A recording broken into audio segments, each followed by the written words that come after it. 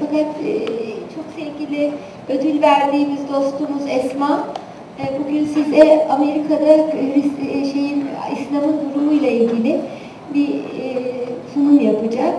Ve tarihçesi açısından ve İkiz Kuleler'den sonra İslam ne vaziyette Amerika'da? Bu İslamofobi ne halde? Çok şükür insan aynı manayı taşıdığı kişilerin dünyanın öbür tarafında da olsa beraber olduğunu düşünmek beni çok etkiliyor. Doğrusu kendisi cihatla ilgili bir kitap yazıyormuş şimdi en son. Belki ondan da bahseder. Ve cihadı bizim anladığımız anlamda anlatıyormuş. Yani cihadın sabır olduğunu, ahlakı düzeltmek olduğunu, gerçek İslam cihadının ne olduğunu Hristiyanlara öğretmek için. Onun için evet bir yerde İslam aleyhine konuşmalar olsa da bu bence İslam'ın güzelliğini anlatan kişileri çoğaltıyor. Ve inşallah Amerika, ben iman ediyorum ki İslam'ın hakikatini anlayacaktır bir gün. Ama tabii ki insanlar zerre kadar hayır işlerlerse hayır bulurlar, zerre kadar şer işlerlerse şer bulurlar. O devlet olarak çok şerli bir devlet oluşturduğu için o şerri de mutlaka bu alemde görecektir diye iman ediyorum. Bu bakımdan bugün konuşmanın büyük kısmı Esma'ya ait ama ben başta tabii ki uzun bir süredir sizlerden ayrıydık. O yüzden de biraz konuşmak ve biraz da tekrar devam etmek istedim. Bu arada bana sormak istediğiniz her türlü soru için hazırım. Cevap verebilirim. Dün gece gelenler olduysa çok muazzam bir peygamber gecesi yaşadık gerçekten. 4 halifenin manasını, onların hiçliklerini, yokluklarını, edeplerini, peygamber ahlakını nasıl taşıdıklarını tekrar tekrar dinlemek bize nasip oldu. Nasıl ayetlerle yaşadıklarını, ayetleri hal etmeye çalıştıklarını ve acizlerini ne güzel anlattıklarını, Hz. Ebu Bekir'in ben acizim, eğer Allah ve peygamberin dışında bir harekette bulunursam beni düzeltin, çünkü ben aciz bir kulum, yanlış yapabilirim diyecek kadar özgüvenli olduğunu, Hz. Ömer'in eğer Ali beni kabul etmeseydi ben mahvolurdum sözünü ve ben biraz hiddetli ve şiddetliyim, Allah'ım başkanlık edebilmek için beni yumuşat diye yalvarışını okudum. Ayetlerin onlar üzerindeki tesirlerini öğrendik. Doğrusu çok zevkli bir gece geçirdik. Biz ne kadar şanslıyız. Çünkü Allah sevgilileriyle meşgul olma bize nasip etmiş Allah. Bundan zevk alma neşvesini bize nasip etmiş. Çocuklar, Allah hepsinden razı olsun, dedikodu, kumar, ahlaksız şeylerle başkalarının hayatını incelemek gibi ahlaksız şeylerle vakit geçireceklerine Allah ve peygamberle vakit geçiriyorlar. Onlar için ne büyük bir şans. Yani bu programı hazırlamak için yüzlerce çocuk ciddi çalışıyor bir sene boyunca. Kitap hazırlanıyor. Kitabı gördünüz mü bilmiyorum. Muazzam bir kitap oldu.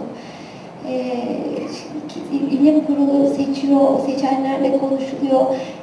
Salon şeylerine kadar, düzenlemelerinden salona yerleştirilecek şeylere kadar özel hazırlanıyor. Bir senelik bir çalışmanın neticesidir her peygamber gecesi. Ve ben her peygamber gecesinin sabahında büyük bir heyecanla ertesi senenin konusunu bulur ve onun heyecanına girerim. Bir şey biter, yeniden başlar. Peygamber Efendimizin muazzam bir sözünü hal etmeye çalışıyorum. Buyuruyorlar ki ben yorgunluğumu daima yeni bir yorgunlukla gideririm. Allah'a çok şükür. Çünkü gayret ve Allah için yorulmak aslında enerji kazanmakla aynı şeydir. İnsana enerji veren tek şey Allah için hizmet etmek. Başka bir enerji sebebi yok bu alemde. Bu yüzden de çocukların hepsine ben çok müteşekkirim. İnanın ki ben sadece gazlayıcıyım yani. Onlar maşallah her şeyi benden çok daha iyi yapıyorlar ve biliyorlar. Allah sevgililerinin büyük lütfudur bize. Kendileriyle meşgul olmak dedim. Geçen gün televizyonda bir program çekerken Beyaz TV'deki spiker kızım bana şu ayeti okudu Ali İmran suresinden. Allah bazen istediğinde karşılıksız lütfeder. Bu ayet biziz arkadaşlar. Bize karşılıksız lütfediyor. Çünkü Allah kelimesini ağzımıza alabilmek bile onun bize en büyük lütfu. Peygamber derken hani şuranızın içinin titremesi var ya, ciğerinizin içinin, o bile inanın ve iman edin asla bize ait bir mazhariyet değil. O isterse, o lütfederse. Ve ayet-i kerime şöyle buyuruyor: ben seni sevdiğim için sen beni seviyorsun. İşte işin esası bu. Ben seni seviyorum diyor Allah. Ben seni seviyorum. Allah sevmek üzere yaratmış. Yarattığını sevmiş, ayrımsız sevmiş. Yani ben sınıfıma girdiğim zaman öğretmenken dışarıda çok nefret ettiğim, iğrendiğim bir şeyi o sınıftaki çocuk yapsa, canım diye yanına yanaşır okşardım. Kendime şaşardım. Ben niye bunları bu kadar çok seviyorum diye. O zaman anladım ki bir gün ben onlardan sorumluydum. Onlar benim evlatlarımdı. Ve Allah bütün yarattıklarından sorumlu. Ve biz onun parçalarıyız. O bütünün parçalarıyız. Hiçbir varlık taşımayan, sadece o ismin adını taşıyan bir vücuduz. Biz başka bir şey değiliz. Onun için o bizi bırakmaz. Bizden vazgeçmez. Biz seni seviyorum dediğimiz halde başka yerlere döneriz. Yalnız sana ibadet ediyorum dediğimiz ve yalnız senden bekliyorum dediğimiz halde namazda 40 kere gene döner başka tarafa. Bana yardım eder misin? Bana lütfeder misin diye yalvarırız insanlara. İşte o zaman o bizden vazgeçmez. Kızmaz. Acizdirler der. Yaparlar der. Eksik ve kuldurlar der. Böyle kucaklayan bir Allah ve hiç vazgeçmeyen bir Hazreti Muhammed'den bahsediyoruz. Onun sahabesinden, onu tanıyanlardan. Şimdi sahabe kelimesi televizyonda da söyledim. Sohbetle alakalı. Peygamberin sohbetini dinleme şerefine nail olmuş kişilerden bahsediliyor. Sahabeyle, sahabe manasıyla. Sohbeti dinlemek önemli değil. Herkes o sohbeti dinliyor. Hadisler, Kur'an, Peygamberin sohbetidir. Kur'an'ın manası hakikati Hazreti Muhammed'dir. Ama bilmeliyiz ki o sohbeti hal haline geçirmiş kişiye sahabe denir. Öyleyse bunun asrı yoktur. Vakti yoktur. Her kim Peygamberini dinler ve onu uygularsa o sahabedir. Onun etrafındadır. Onun manasından haberdardır. O Kur'an'dır. Kesinlikle şeksiz şüphesiz. Çünkü kendisi buyurmuştur. Kur'an benim üzerime bir kere de indi. Kur'an benim üzerime bir kere de indi. Buradan anlaşılıyor ki onun mübarek ruhu, varlığı, diriliği Kur'an'dır. Allah'ın ilmi onun üzerinde tam manasıyla tecelli etmiştir. Kendileri bir hadislerinde Kur'an'la İnsan-ı Kamil ikizdir, tevemdir buyuruyorlar. Demek ki Peygamber yaşayan Kur'an'dır, yürüyen Kur'an'dır, hareket eden Kur'an'dır. Ayetlerin hakikatidir, ayetlerin uygulayıcısıdır. Ama gene Peygamber buyuruyor ki, bakın burada da bize ne büyük bir ümit ışığı var. Ama Kur'an bana bir kere de indi ama organlarıma ve vücuduma ayet ayet yavaş yavaş indi. O halde bu vücutlar o manayı yavaş yavaş kaldıracak hale gelir. Onun için kendimizden ümit kesmeyelim. Hep ümitdar olalım. Diyor ki Hazreti Mevlana, bir gül vaktinden önce açarsa 5 para etmez. Kokusu biter, kimseye faydası olmaz.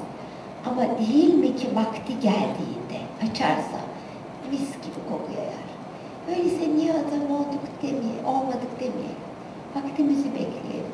Ama aşırı gaflete de düşmeyelim. Burada hocam Kenar Rıfai Hazretleri'nin muazzam bir anlatımı var. Eşi sormuşlar, demişler ki efendiciğim şurada zevk içindeyiz. Hepimiz öyle değil miyiz? Şurada bize en kötü haber gelse olsun deriz. En korktuğumuz şey olsa olsun deriz. Dünya yıkılıyor deseler hep ne güzel. Bu tıp bir şeye benziyor. Bir insan-ı kamile demişler ki kral padişah sana çok kızdı. Seni ya hapse atacak ya sürecek. Yaşasın demiş. Sürerse zaten bu dünyada da sürgünüm. Ben sürgünlüğün ne olduğunu biliyorum, üzülmem. Hapse atarsa bedava riyazat yapacağım demektir. Bundan güzel hal mi olur? Hiçbir şey kılını kımıldatmıyor. Onu söylemek istiyorum. Şimdi hocam diyor ki eşim, efendim burada zevk içindeyiz. burada sizden siz anlatıyorsunuz deryalar gibi, Allah diyorsunuz, biz zevkten zevke düşüyoruz. Buradan çıkar çıkmaz biz eski halimize dönüyoruz. Kavga ediyoruz, kötü muamele ediyoruz, edep dışı davranıyoruz. Hocam diyorlar ki ne kadar güzel bir örnek. Bak diyorlar, biz nohut gibiyiz. Nohutu tencereye koyarsın, suyu da koyarsın, kaynamaya başlar. Ama suyu azalır. O zaman bir bardak gaflet suyunu, günah suyunu içine boşaltırsın. Eğer kovayla boşaltırsan hiçbir zaman pişmez. Azıcık boşaltırsan bilakis pişmesine faydalı olur. Çünkü kul kusurlu olduğunu idrak edince hiçliğini anlar. Sonra yavaş kısık ateşte o nohut pişer. Ta ki o nohutu insan yiyip insanlık makamına yükselene kadar. Öyleyse insan olma şerefine nail olabilmek için nohut gibi yavaş zevkli pişmemiz lazım. Kendimize kızmayalım, eksiyiz ve aciziz. Allah'la irtibatın kesildiği tek nokta mutsuzluktur. Mutsuzluk başladığı an anlayın ki gafletteyiz. Mutluluk, huzur, en kötü durumda bile huzur, içteki huzurun bozulmaması Allah'la irtibatın kesilmediğini gösterir. Hadise gelir, ne acıdır ama insan üzülmez. Hadiseyi güzel karşılar. Bazen de hadise gelir, insanı hak ile yeksan eder. İkisi de çok faydalıdır. Eğer üzülmüyorsa Allah onunladır demektir. Üzülüyorsa mutlaka yaptığı bir hatayı çok şükür ki bu dünyada ödüyor. Böyle bir ilişki içerisinde sevgiliyle irtibat hali zuhur eder. Bu irtibat Allah'ın isimleri olan bizlerin özü olan zatına duyduğu aşk ve istektendir. Şimdi buradaki tek eksiklik kul çok şükür kendi aczini ve sadece bir isim olduğunu idrak edip bütüne doğru çekilirse, aslında mutlaka çekilir de çekildiğinin Allah olduğunu idrak ederse kulda mutluluk gitmez. Şunu söylemeye çalışıyorum. Herkes Allah'a çekiliyor. Ama çekilirken önündekini Allah sanıyor. Problem burada çıkıyor. O kadar çok put ediniyoruz ki tam Allah'ı seviyorum derken evladımıza tapıyoruz. Tam Allah'ı seviyorum derken eşimize tapıyoruz, işimize tapıyoruz. Kendimize tapıyoruz. Ay hasta olmayayım. Ay bana bir şey olmasın. Halbuki ne güzel bir şey. Hz. Musa'ya ne dedi Allah azimüşşan? Ya Musa beni mi istiyorsun? At ayakkabılarını. At iki ayakkabını da. Hz. Musa sordu, nedir bu ayakkabı? Bakın bu ayakkabının bir tanesi bu alemde hiç sıkıntı görmeyeyim ayakkabısı. Allah'ım bu alemde ben sıkıntısız yaşayayım. Öyle bir şey olmaz. İkinci ayakkabı da ahirette de sıkıntı görmeyeyim ayakkabı. İkisini de atacağız. Ne bu alem ne ahiret bizi ilgilendirecek. Yalnız Allah. Yalnız Allah. Alemde o, ahirette o, hepsi oysa niye ben hala cüze bakıyorum, külü görmektense, hakikati görmektense. İşte burada çok önemli bir nokta, hep anlatırım Hazreti Şems'in, gel, ayı gör ya Şems, leğenin içine düşmüş, ne güzel gözüküyor dediklerinde adamın ensesine patladım, ay orada, niye sen leğendeki haliyle meşgulsün demesin. Ay orada, hakikati orada, ben hep leğenin içindekilerle meşgul. İşte bundan sakınmayı bize öğretir Allah-u Azimüşşan. Belki bu sohbetler. Birini seviyorsak bilin ki ezel aleminde ondan yan yana Allah'a evet veli demişizdir. Birini sevmiyorsak ve çok hoşlanmıyorsak aynı halkada veli dememişizdir. Kabul etmek lazım. Herkes bir veliyi demiş, şeytan bile. Ama önce peygamber demiş, en son şeytan demiş. Niye biz en sonda olalım ki? Önce diyenlerden olmayı nasip etsin. Böyle bir ilişki içerisinde kul kendi aczini ve hiçliğini idrak eder.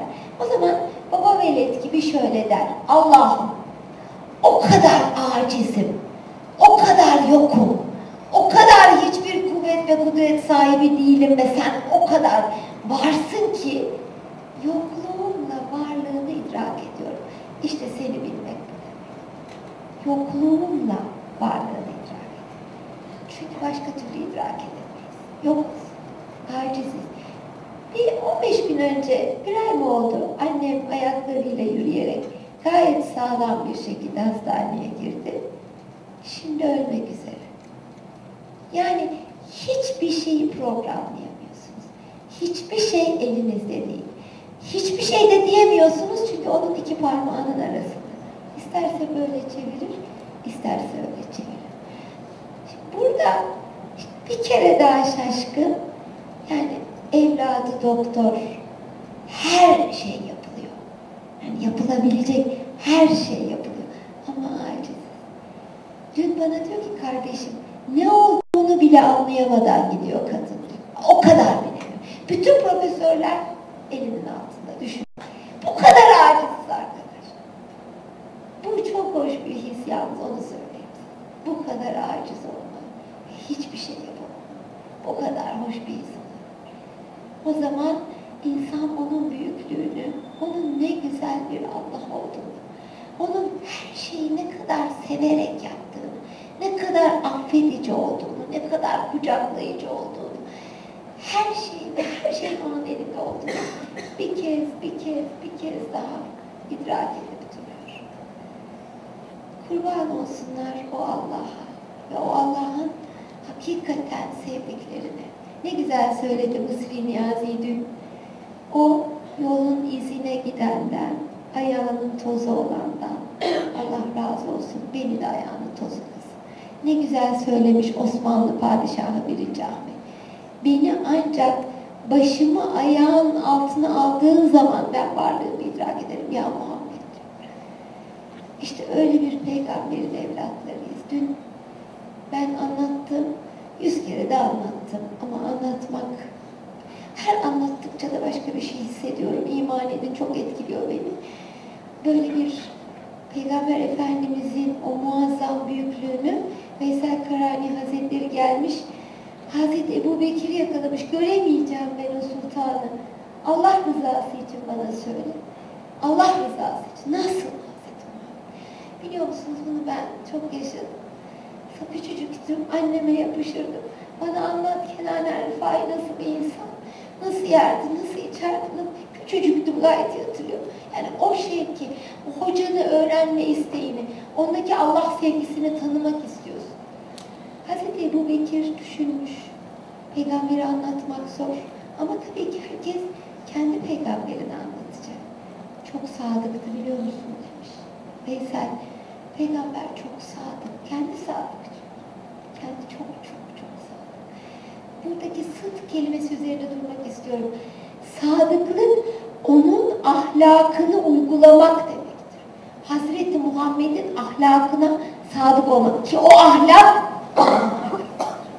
o çok sadık. Hazreti Ömer'e soruyor. Çok adil diyor. Nasıl? Adalet Hazreti Ömer'deki. Hemen hatırlatıyorum. Dün anlatılmadı. Bir gün mum yanıyor.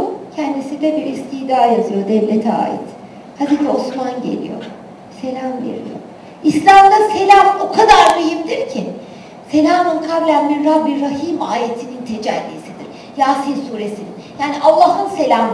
O selam o kişiden gelmez. Direkt Allah'tan gelir. Hazreti Ömer selam vermiyor. Cevap vermiyor selam. Bekliyor Hazreti Osman. Edep içinde. Yazısı bitiyor. Mumu üflüyor. Bir selama cevap veriyor. Mum yandığı sürece devletin mumuydu. Devletin işini yaptım. Onun mumu yanarken sana selam vererek vakit kaybetmedim buyuruyorlar. Böyle bir adaletten var. Bu adalet ancak samet sıfatının neticesidir. Nedir samet sıfatı? Yalnız Allah'a hesap vereceğim. Hiçbir kula hesap vermeyeceğim. Yalnız Allah'a hesap vereceğim korkusu insanın içine yerleşti mi?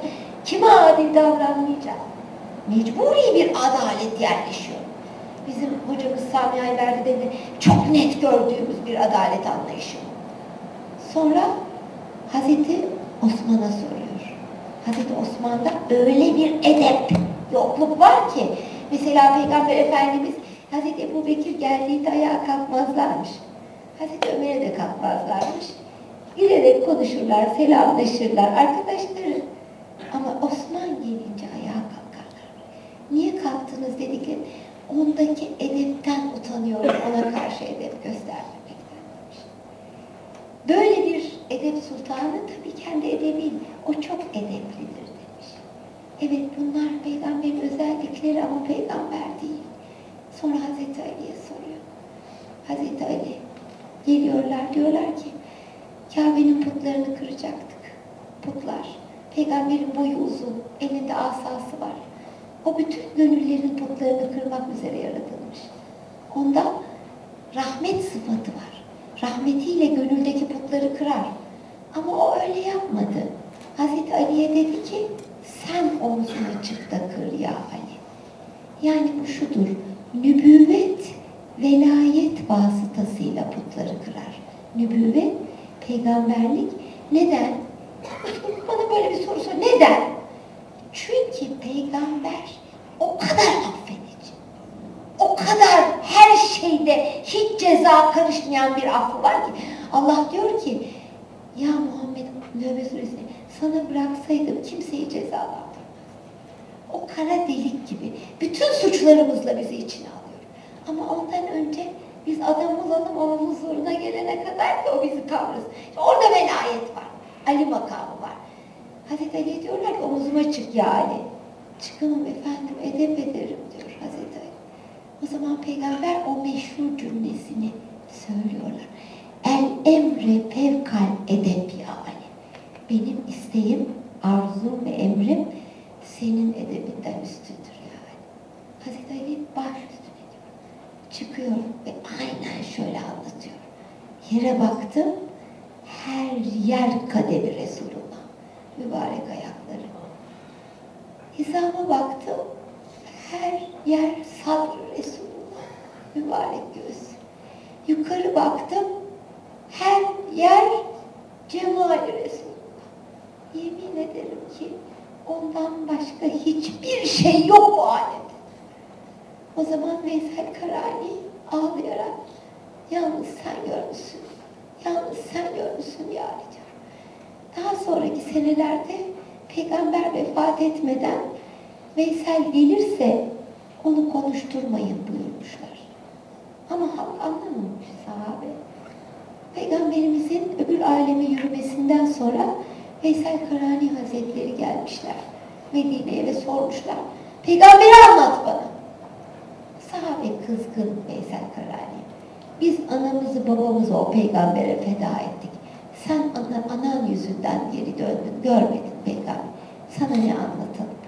Anlat demiş Veysel Karani. Anlat, sevgilimi anlat. Başlamışlar sahabe anlatmaya. Şöyle görünüyordu, böyleydi. Onları biliyorum demiş Veysel Karani. Başka anlat. Huyu böyleydi, huyu şöyleydi. Onları da biliyorum demiş Veysel. Başka. Başka ne var demişler. Sen anlat, çok biliyorsun.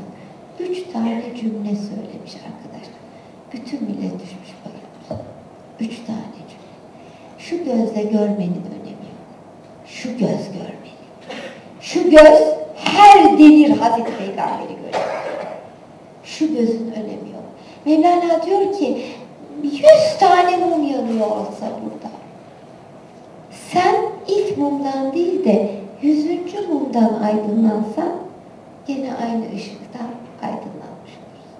Göreni gören, göreni gören, onu doğru bilen. Hatta doğru bilen kelimesinden de edep ediyorum. Peygamberi yaşayan, haliyle gösteren, ahlakıyla gösterenlere bakarak Hazreti Peygamber'i görmek lazım. Yaşayan Kur'an-ı Kerimlere bakarak Hazreti Peygamber'i görmek lazım. Ve bilmeli ki Peygamber alemin yegane varlığı.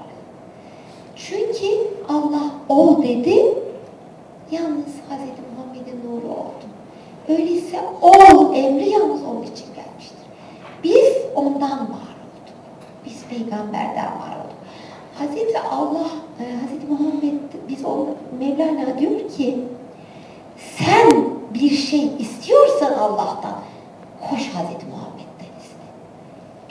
Allah bütün saçlarını ona saçtı. Şimdi alınacak olan ondan alınacaktı.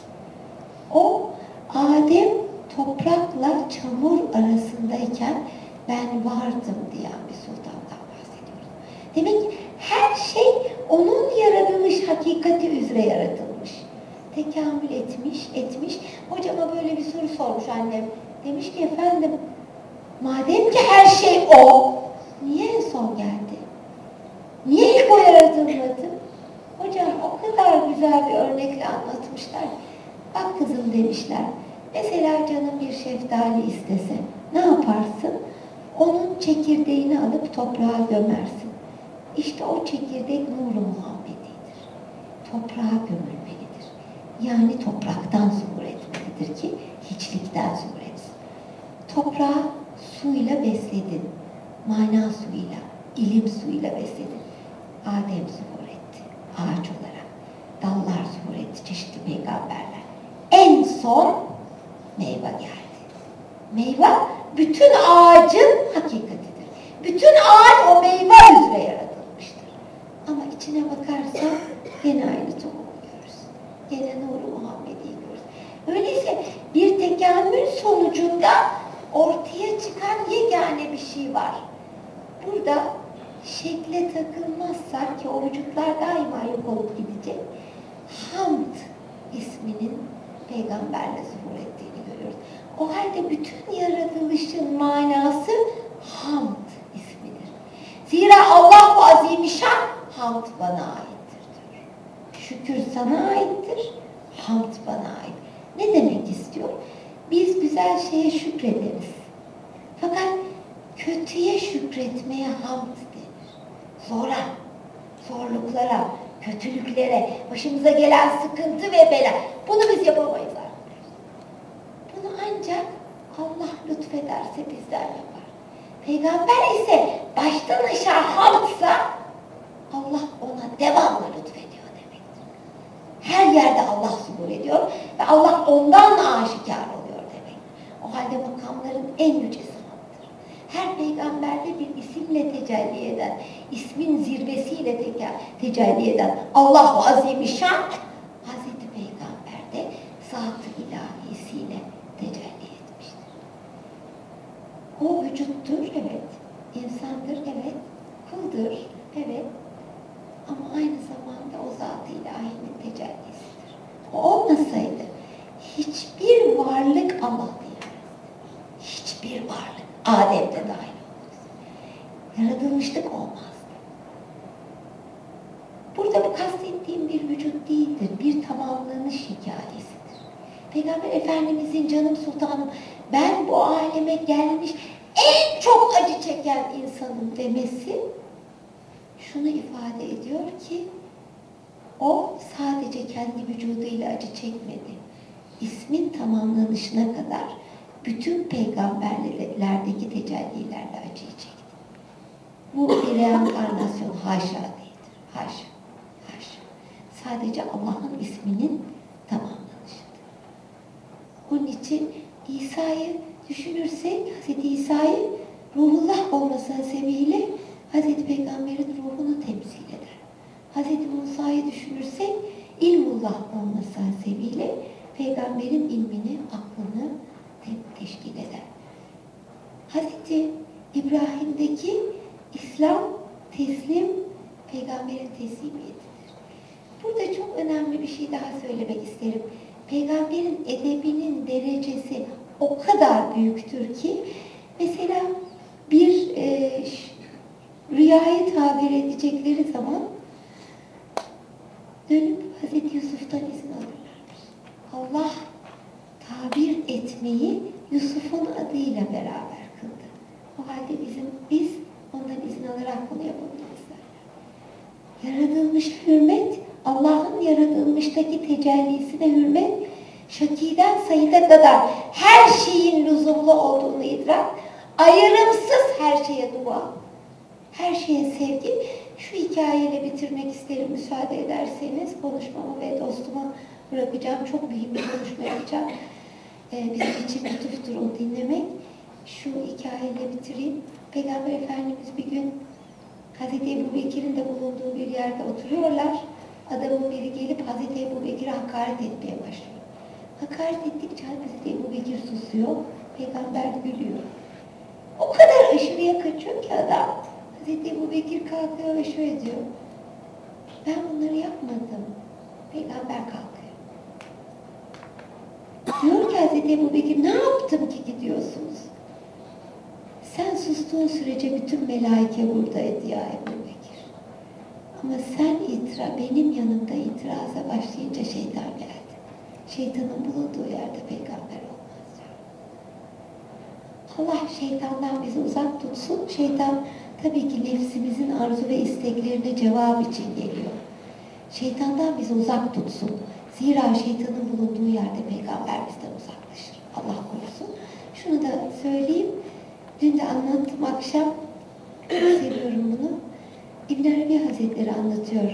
Şeytanı peygambere yolladı Allah. Yalan söylersen dedi. Yalan söylersen seni mahvederim. Şeytan peygamberin huzuruna geldi. Peygamber sordu. Ya lain, lanetli, nedir en nefret ettiğin? Sensin ya Muhammed dedi. Şeytan, sensin ya Muhammed. Sen o kadar güzelsin. O kadar Allah'la berabersin ki ben senin güzelliğini kıskanıyorum. Bir de peygamberle şeytanın arasını ayıran en büyük özelliği söyleyeceğim efendim. Buraya dikkatinizi rica ediyorum. Şeytan Allah'a çok aşık. Çok aşık. Diyor ki benim sevdiğimi kimse sevmeyecek. Bana ait o şeytan. Benim sevdiğim. Kimse bilmeyecek. Adem'e secde etme sebebi de budur. Etmeme. Benim sevdiğimi bilmesinler. Kimse bilmesin. Peygamberin özelliğini benim sevdiğim herkes sevsin. İşte bu farktan seni sevmiyorum ya Muhammed. Sonra diyor Peygamber Efendimiz, Ebu Bekir'i hiç sevmem. Hiç. Sana sadık diyor. Allah'a sadık. Sana sadık olmak Allah'a sadıktır. Ömer'i de sevmem. Adil. Osman'dan nefret ederim. Edepli. Ama bir Ali var ya diyor. O Ali'nin peşini çoktan ben bıraktım da o beni bırakmıyor diyor. Buradan anlaşılıyor ki Allah ilmiyle meşgul olmak, Allah'la meşgul olmak, her an, her gördüğümüzü Allah'la irtibatlandırmak şeytanı bizden uzak tutar. Öyleyse lütfetsinler Allah vaziymişim. Biz eksik ve hatalıyız, o lütfetsin. Her sene analım bu mübarekleri, onlara benzemeye çalışalım. Onları idrak etmeye, onları sevmeye çalışalım. Efendim, bugün çok sevgili dostum, arkadaşım, bu seneki ödülümüzün sahibi Profesör Esma Bahavuddin size Amerika'da ne kadar korkunç bir durum içerisinde İslam'ı anlatmaya çalıştıklarını ve ne kadar mücadele verdiklerini bir tarihçeyle anlatacak. Ben de sadece bugün için annem çok aşırı rahatsız. Duanızı niyaz ederek Allah'ın, ben açtım ona bir bölüm, ödül verdiğimiz kitaptan, Şifaname'den. Allah herkese o kitabı nasip etsin. 3 cilt bir kitap. Ondan da kısaca bahsedeyim. Bezmi Alem Valide Sultan, Osmanlı'nın büyüklüğünü anlatıyorum. Bezmi Alem Valide Sultan, sırf o kitap, peygamberi anlatan, sırf o kitap okunsun diye bir cami yapmışlar. Ve 1920'ye kadar o camide bu kitap şerh edilmiş. İşte kitap öyle bir peygamber aşkı aşılıyor ki insana, gelen aşık olmuş. O kitabı şerh eden ve bizim dün ödül verdiğimiz Yaşar Kandemir hocamız, bu intikadan sonra, yani ara verildikten sonra 2006 yılından itibaren tekrar istek üzerine Eyüp Camii'nde öğle namazından önce 1 saat bu kitabı okuyorlar. Ne mutlu Türk alemine böyle bir kitabı kazanmış ve okumak nasip olmuş. O bakımdan bu kitapları anlamak, anneme bir bölüm açtım, şöyle bir bölüm geldi. Diyor ki, müminin ölümü Allah'ın o kadar hoşuna giden bir şeydir ki, hatta o son nefesinde şehadet getirmese bile onun varlığı ve yaşantısı şehadet olarak Allah tarafından kabul edilir. Münafığın ölümü de münafık için çok feci bir şeydir. Şuradan Yunus Emre'nin haline geçersek, ölen hayvan imiş, aşıklar ölmez. Şimdi bu ölüm korkusunun bizden kalkması sebeplerinden bir tanesi tabii hep Allah'ın iki parmağının arasında geri gelmesin inşallah. Ben hocam Samiha'yı verdiği vefat etmeden önce hep o kara günü düşünürdüm. Allah'ım ben ne yapacağım? Ben Hazreti Mevlana gibiydim. Şems giderse ne yapacağım? Mahvolurum. Ben Şems'siz nasıl yaşarım? Bana Allah'ımı öğreten, halinde Allah'ımın halini ve ahlakını seyrettiğim hocam giderse ne yaparım diye çok yandığımı biliyorum. Aczimden ve cehaletimden. Halbuki Allah Hazreti Mevlana'nın buyurduğu gibi güneş batarsa ne olmuş? Ay çıkar ya. Ay batarsa ne olur? Yıldızlar var ya. İnsan-ı kamiller ölmüyor arkadaşlar. Onlar her an bize tesir ediyorlar. Halleriyle, tavırlarıyla öbür alemden de. Yani siz vicdanınız olan Allah'ın sesiyle baş başa kalıyorsunuz. Ve Allah oradan size konuşuyor. Ve diyor ki ben vücutları alırım. Ama bil ki hepsi benim. Son cümlelerim çok uzattı. Sultan Bey'e sormuşlar. Demişler ki ne biçim adamsın sen? 10 tane mürşidin var. Böyle şey mi olur? Şems mürşidim diyorsun. Mevlana mürşidim diyorsun. Serkubi mürşidim diyorsun. Sayıyor da sayıyor. 5 tane mürşid say. Tenakuz bu deyince çok muazzam bir cevap vermiş.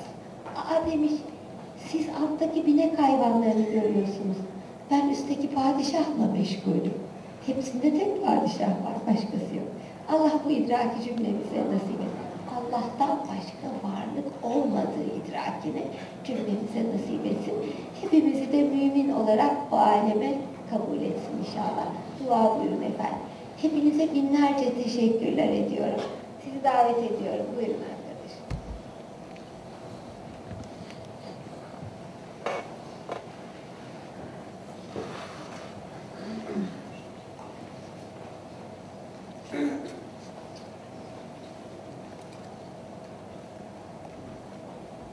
Thank you.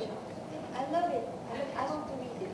Bu kitap hocamızın dün bizden dost ödülü kazanan ve inşallah bunu Türkçe'ye inşallah bir translate İnşallah Türkçe'ye kazandırıp herkesin okumasını sağlamayı Allah cümlemize nasip etsin. Kendinize de bir teşekkür ederim.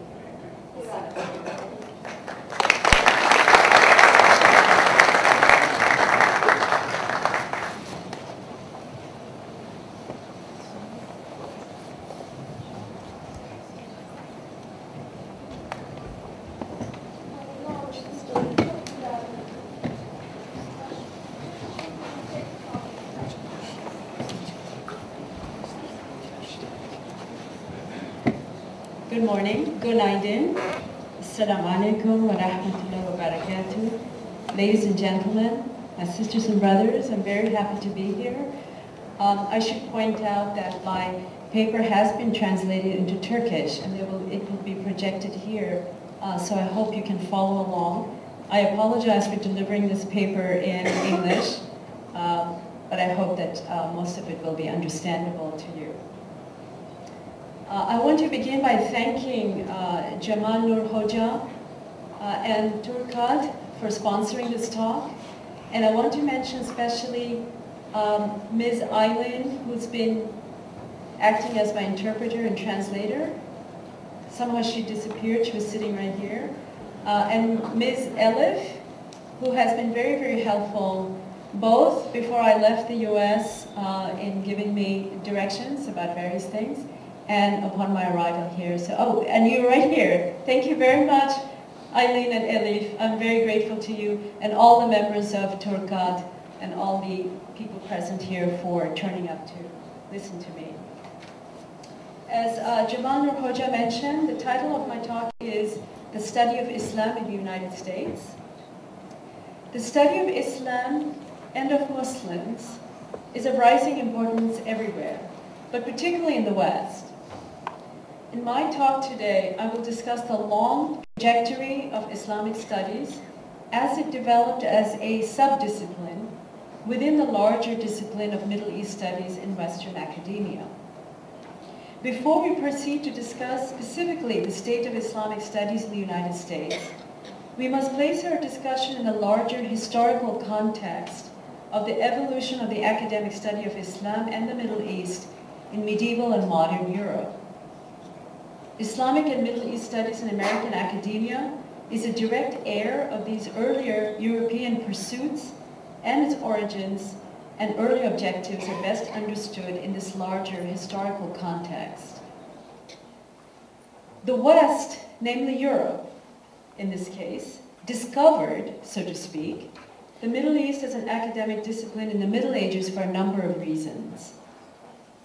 Arabic studies had already started in Spain in the Middle Ages for the purposes of missionary work.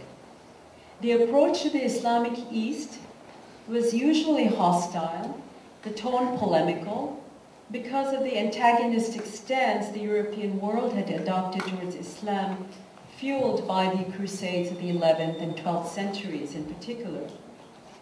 With the fall of Granada in 1492, Arabic studies became part of Semitic studies in general in Rome due to the interest of the Catholic Church in uniting the Eastern churches.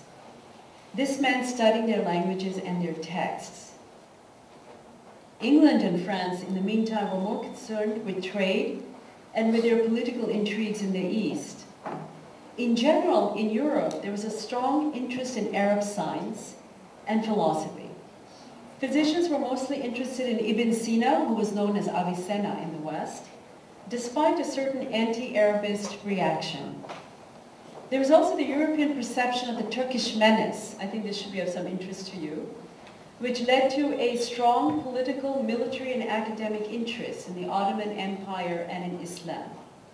The French Orientalist scholar Guillaume Postel, who lived between 1510 to 1581, despite, or perhaps because of his intense French patriotism and zealous Christian faith, contributed much to the study of the Semitic languages and peoples. He was also instrumental in building up an important collection of manuscripts. In the early 16th century, the Collège de France was established, and Guillaume Postel was the first holder of the newly established chair of Arabic in 1539. He trained a new generation of Orientalist scholars like Joseph Scaliger, who died in 1609. Printing in Arabic characters became possible in Europe on a wider scale at this time, which helped in making the works of scholars available to one another and to a wider audience.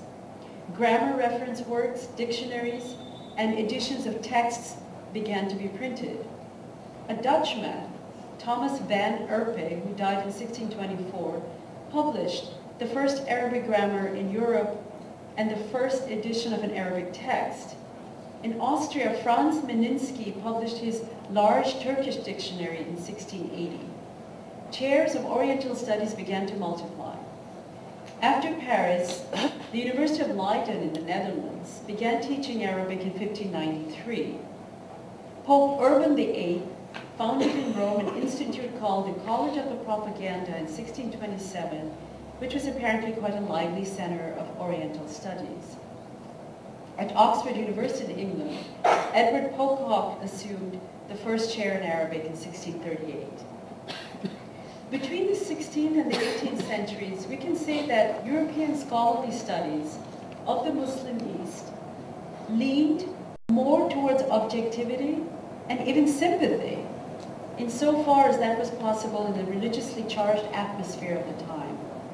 This was due to the rationalist trend that prevailed in academic circles in the late Renaissance period, and the absence of European overt political involvement in the Near East. Those who were seeking to reform Christianity in light of this new spirit of rationalism found in Islam a kindred system more to their liking, far removed from the dogmas of the church which strongly opposed reason. Islam contained a minimum of mythical concepts and the mystical rites that characterized medieval Christianity, and combined a balanced regard for the demands of both a spiritual and social life, which was more in keeping with the tempo of the times. In this spirit, some European scholars could genuinely rise above their own confessional faith to provide fairly impartial accounts of Islam and its civilization. One such scholar was Richard Simon, who, although a devout Catholic, wrote a sober, even admiring account of Islam in 1684. For this, he was taken to task by another scholar, Arnold, who accused him of being too objective towards Islam, to which Simon is said to have replied that he should study and learn from the excellent teachings of Muslim theologians. Other prominent scholars who were affected by this new scholarly temperament were the German scholar J.J. Reiske, Simon Ockley, who taught at Oxford, and Edward Gibbon, the famous historian, who provides a balanced assessment of Muslim cultural and intellectual achievements in his world history. This attitude persisted more or less through the 18th century. In this age of enlightenment, as it was called, the otherization of Muslims, as some have phrased it, had not yet begun. Cultivated Europeans in this period still clung to a universalist view in which East and West played complementary roles. Attitudes towards the Muslim were somewhat suspicious, but also almost affable. The English author Thomas Hope, for example, wrote, and I quote, "The Turk, when he's not under the influence of fanaticism, is as charitable as he is trustful." Do you like that description? And he is very interesting. This state of affairs would begin to change drastically, however, in the 19th century, with the rise of the period of European conquest and imperialism in the East. Three prominent tendencies in European attitudes towards the East in this period may be identified. Number one, a utilitarian and imperialistic sense of Western superiority, laced with contempt for other civilizations. Second, a romantic exoticism with its delight in a magical East whose increasing poverty spiced its charm. And three, a specialized scholarship whose main concern lay with past ages. This last, the specialized scholarship, was responsible for the establishment of many learned academic societies in Europe in the 19th century, and later in America as well. The Paris Asiatic Society was founded in 1821, the German Oriental Society in 1840, and the American Oriental Society in 1842. These societies published their own journals, as well as organizing annual conferences for scholars and academics. These developments represent the beginnings of the academic discipline widely termed Orientalism, a discipline devoted to the study of the East.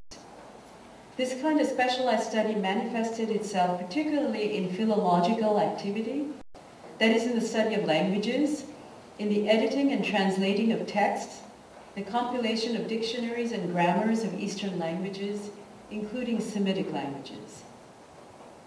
Such scholarly attention focused on the East fostered a certain literary and artistic Orientalism as well, with the East painted in fantastical, highly imaginative colors, portrayed as a place of chaos and anarchy that could be studied and given order primarily by being filtered through, as was assumed, the rational Western mind. The process of the otherization of Homo Islamicus had begun. Let me now go into a discussion of Islamic and Middle East studies, specifically in America, given this historical background in mind. Middle East studies, of which Islamic studies is an important component, as it developed in American academia, was in many ways a continuation of its precursors in the European academic world. The term Middle East itself gained wide currency when the American naval strategist Alfred Thayer Mahan used the term in 1902 to designate the area between Arabia and India. So before the 20th century, we did not have the term Middle East. The first official use of the term Middle East by the United States government was in the 1957 Eisenhower Doctrine, which pertained to the Suez Crisis. Over time, this designation would supplant the older term Near East, although this designation persists in American academia. Most departments in the United States offering Islamic studies are called Near Eastern Studies, or Near Eastern Languages and Cultures or Civilizations, as is the case at Harvard, Yale, Chicago, Princeton, and my own institution, Indiana University, and elsewhere. As was and remains the case in Europe, the study of Islam and of the Middle East in the United States is deeply rooted in political and geostrategic interests. Some of the earliest American scholars of Islam were Christian missionaries, and most of them were motivated by the desire to convert Muslims, like the early European Christians engaged in the study of Islam. The main tendencies that I described in connection with the study of Islam in Europe are also applicable to the rise of Middle East and Islamic studies in the United States. The curious process of organizing knowledge about the Islamic East and the West, embedded in a discourse of power and often religious prejudice, was described by Edward Said in his now famous book called Orientalism. Excuse me.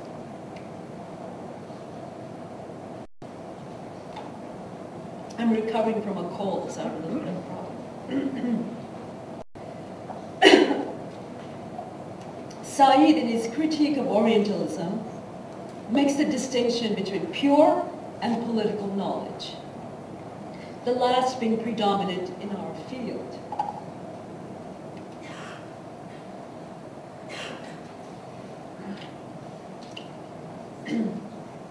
And Said describes it as, this kind of political knowledge as, a distribution of geopolitical awareness into aesthetic, scholarly, economic, sociological, historical, and philological texts. The American experience, as Said points out, has not been that much different from the European one. The oldest department of Near Eastern Studies is the one established in Princeton University in 1927. At the present, most major universities boast such a department or program. Said goes on to show that the nexus of politics and academics has had a particularly negative influence, especially with regard to objective reporting in the area of modern Middle Eastern studies. I'm assuming you've heard of Edward Said. Has he been translated into Turkish? His work on Orientalism, which is very famous, of course, in Western academia.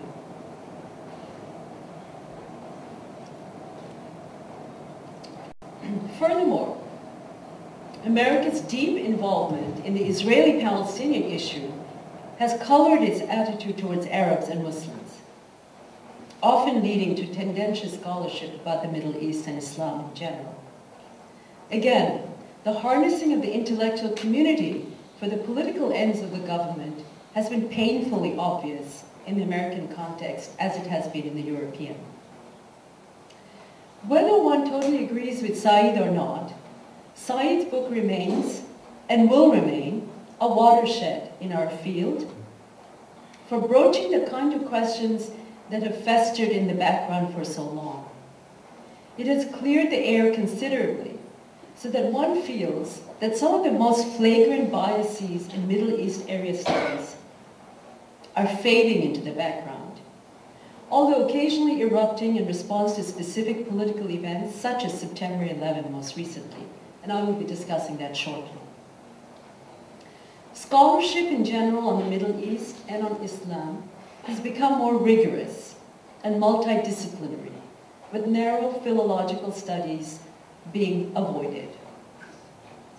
Works are now being produced that are, on the whole, mercifully shorn of the kind of cultural essentialism and reductionism that had dominated Western intellectual discourse until fairly recently.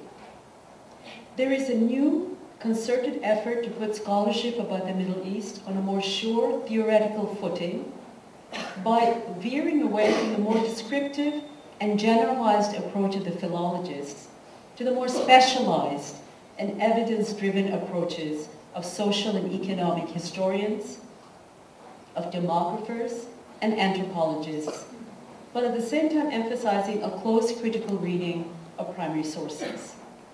In recent years, we have witnessed the publication of excellent social and political histories, which have demonstrated the desirability of combining textual analysis and empirical data. Attention to the issues of gender and gender relationships, and to the whole debate about public and private spheres, and how the supposedly dichotomous spheres are to be understood, has recently been gaining ground in our field. So the field of Islamic studies and Middle Eastern studies has been changing quite a bit, especially in the last 2 decades. These are all highly welcome developments, a prelude to the mainstreaming of Middle Eastern Islamic studies and its liberation from the academic straitjacket that it has and continues to be placed in. Thus, it is possible to provide a happier postscript to Said's account of Orientalism, a postscript in the writing of which he must be seen to have had a hand. There is a greater sensitivity and intellectual sophistication among scholars of Islam in the Middle East today, signifying a slow but tangible maturing of the profession. This process is being hastened in many ways by the entrance into Western academia of scholars from Middle Eastern and Muslim background who keep the venues of debate and scholarly exchange open by their own insights into this particular academic discipline.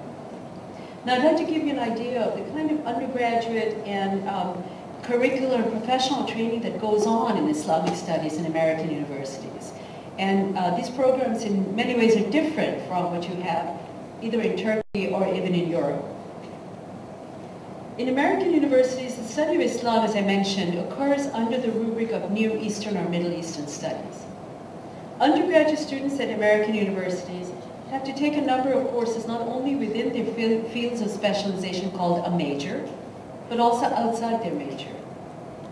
A natural science major does have to take a certain number of courses in the humanities and social sciences. Someone with a specialization in the humanities would then correspondingly have to take courses in the physical and social sciences. The purpose of this requirement is highly laudable. It is to encourage students to acquire a broadly based education in the liberal arts and sciences before going on to do more specialized work at the graduate level. A strong component of this broadly based liberal arts education in many universities is language learning. As might be expected, European languages like French, Spanish, and Italian are very popular. They require on the whole less effort for American students to learn. But due to the political significance of the Arab world since the 1960s in particular, enrollments in Arabic language classes have steadily increased through the following decades, and area studies programs focusing on the Middle East have begun to sprout up in many American universities. Many students attracted to Middle East studies typically major in political science, especially international studies. And a large percentage of these students are planning a career in foreign service and expect to live abroad, including in the Middle East. There are also majors in religious studies and Near Eastern studies who need to focus on Arabic and Islam for comparative purposes. There are also the curiosity seekers, the students attracted by what to them is the exotic nature of the Arabic language. It's very visually appealing writing system. I would often get students in the Arabic classes that I used to teach, where students would come in and say, they found the Arabic writing so pretty and so challenging to reproduce that they wanted to study the language in particular. Some of these students have traveled to the Arab world and have developed an affection for the people they have met and the cultures they have encountered. Finally, a growing number of students on campus are Muslim students, American and foreign-born, as well as students of Middle Eastern extraction, Arab Americans, and Americans of other Middle Eastern ethnic affiliation who wish to learn Arabic and take courses in Islamic thought and civilization in an effort to maintain cultural continuity with their inherited past. This trend will continue in the near and distant future as US demographic patterns, replicated in Western Europe as well, change, and Muslims are poised to become the second largest religious community in these regions, I'm often asked, what is the percentage of Muslims in the American population?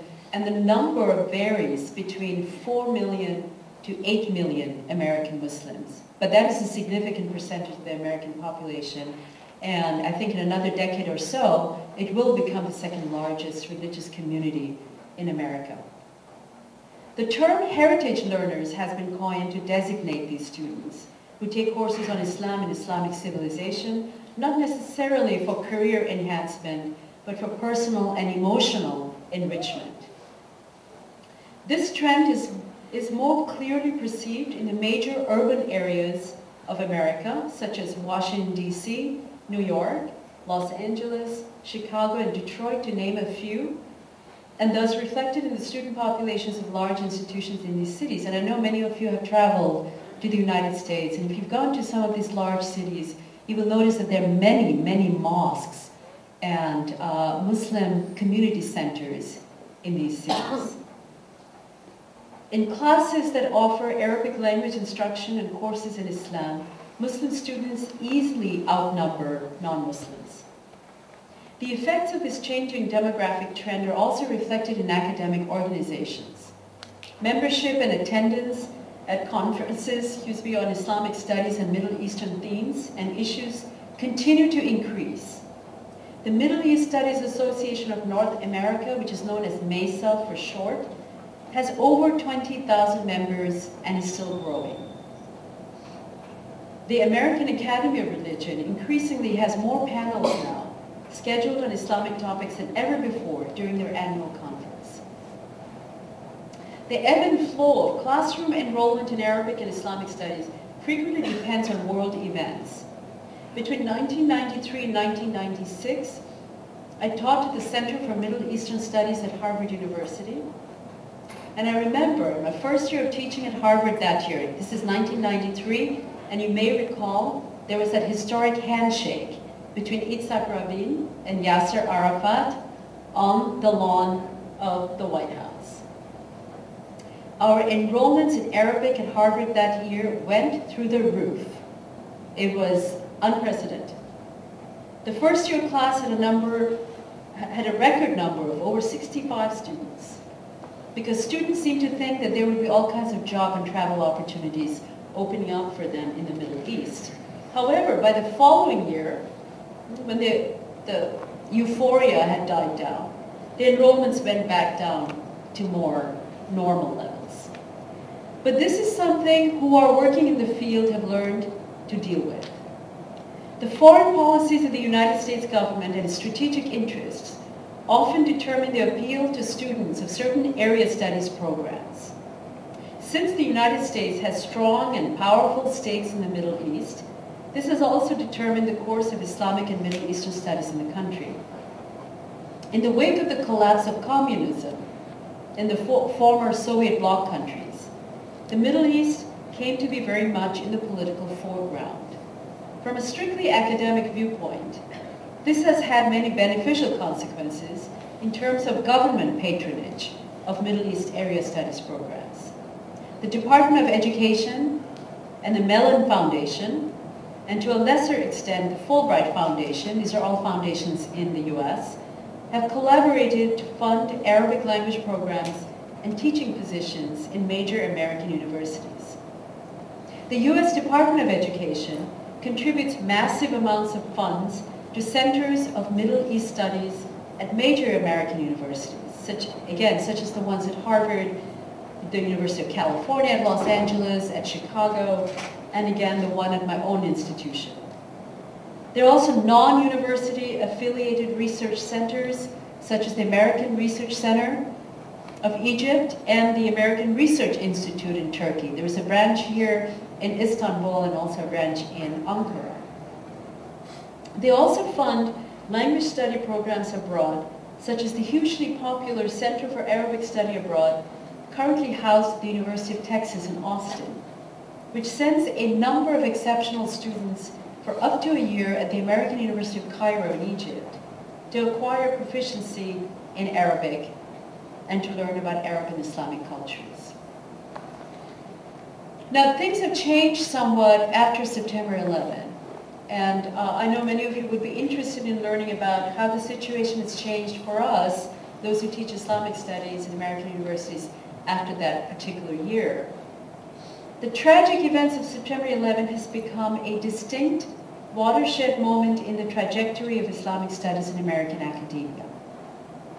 For those of us who are already aware of the challenges and tensions of teaching Islam on American campuses, the post-September 11 environment would heighten even more some of these tensions. What I'm now going to offer you is a rather personal account of some of the challenges faced by many of us who are engaged in teaching Islam at American universities, followed by reflection on how we can best adapt to these changed circumstances. In fall 2001, I was teaching a course titled Canon and Literature in Islam at the University of Notre Dame, which is a liberal arts Catholic university in the small Midwestern city of South Bend in Indiana, where I had moved to in 1996 after teaching at Harvard University for 3 years. It was a small class of 10 students. My classes on Islam before September 11 typically had an enrollment of between 10 to 20 students. The numbers would rise dramatically after that. In this class, there was a lot of interaction with the students because it was discussion-oriented. Almost the entire first half of this class is devoted to a close reading and discussion of selected Quranic passages, followed by a discussion of the Hadith literature. It goes almost without saying that the class is self-selecting. Students who chose to take a class on Islam in this predominantly Roman Catholic institution tended to be far more intellectually curious than the run-of-the-mill student and more willing to be challenged in terms of the content of the course. They tend to be generally rather conservative, certainly by the usual American campus standards, on many social and political issues, and many of them are observant Catholics. To return to the aftermath of September 11, the students came back to my Canon and Literature class on September 12, the day after, all understandably somber and somewhat shaken. Needless to say, we digressed somewhat that day from the readings assigned in the syllabus. It was not a normal class. I had more than a foreshadowing that our classroom discussion would turn to complex and difficult questions about war and peace in Islam, about violence and the taking of innocent lives, about all the meanings of the word jihad. How could it not after that terrible day? I therefore came prepared with a few relevant articles dealing with the ethics of war and peace in Islam, which in a manner highly accessible to undergraduates, lays out the basic Quranic and legal positions on this issue. In the quite animated discussion that followed, it became quite clear to my students that there is indeed a huge difference between the Quranic and classical legal views of jihad and the perspectives of militant groups, in spite of the Islamic language and rhetoric employed by these groups. The question then was posed, how could the perpetrators of such atrocities, of such crimes, justify their actions based on the fact that Islam categorically denounces terrorism? Such a baffled question, not only from students but also from the media, makes it plainly evident that although an individual may be fully aware of the diversity of thought and opinions within one's own tradition, the outsider often tends to see that same tradition in starkly black and white terms. Unless taught or reminded to do so, we do not instinctively nuance the other person's beliefs that are regarded as alien to ours, that are regarded as different from ours. Therefore, the best way to tackle this question is to appeal to what the student already knows about his or her own faith tradition or culture and the contested views and perspectives that exist within it. When encouraged to acknowledge the internal diversity of their own traditions, they're encouraged to extend the same courtesy to other ways of thinking or beliefs. Sometimes it is hard for students coming from within the Catholic tradition, as at Notre Dame, to relate to the diffuseness of religious authority within Islam. So accustomed are they to the centralized authority of the Catholic Church and the finality of its edicts. Emphasis on the richness and diversity of the Islamic tradition, I find, is the most effective counterweight to the vulgar stereotypes of Muslims that are prevalent in many levels of American society today, as well as to the intolerant positions of extremist groups. Ultimately, pointing out that these fringe groups speak with no religious authority was an effective way to undermine and delegitimize their position. One question that came up in our classroom conversation on the day following the attacks was the question that one heard and continues to hear from certain quarters to this day. Why do they hate us? I hope that's translated for you in Turkish. This is a question that we get all the time from the media, right? Why do they, all the Muslims out there, why do they hate us, the good people? Some of the students clearly saw it as an attack on Christianity, a perspective that was not unusual, of course, in the Notre Dame context. Others saw it as an attack on the entire Western civilization and all that it stands for.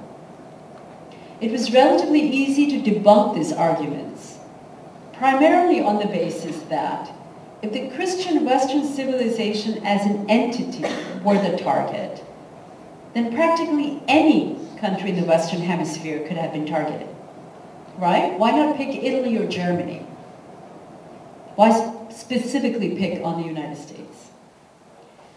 A more, shall we say, cosmopolitan minority of students subsequently brought up references to the problems associated with globalization and misguided US foreign policies that have generated resentment not only among Muslims, but among non-Muslims as well, particularly in what used to be called the Third World. It was an important opportunity for us to reflect on how religious rhetoric can be used to give legitimacy to rank political claims or opportunist bids for power. I should point out that in that highly charged atmosphere after September 11, there were very few venues outside of the classroom in the US where we could have had such a passionate yet civil conversation about religion, about politics, and about violence. Perhaps the greatest challenge was and remains the very strong and largely negative influence of the media.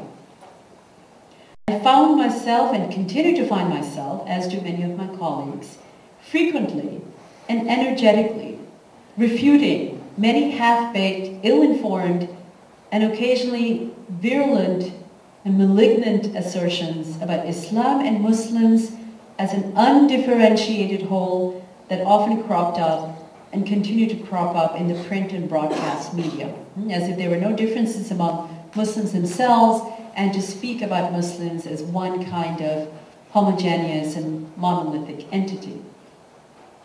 I remember there was a brief honeymoon period immediately after September 11, helped along by President Bush's assertions at that time that America was not at war with Islam, but with terrorism. CNN, for example, scheduled frequent interviews with relatively well-informed people and often with prominent Muslim speakers about Islam and the Middle East. But that honeymoon period began to fade as the more hawkish and pugnacious elements of the government and the media began to gain ascendancy and started their drumbeat of alarmist predictions for the future. A tendency that has not actually become weaker with time, but has actually become more intensified. I'm sure many of you have heard of Fox News. Have you heard of Fox News in the US? And there are other media outlets too that pander, to these fears about Muslims in general and about Islam in general, and have considerable influence in certain segments of the US population.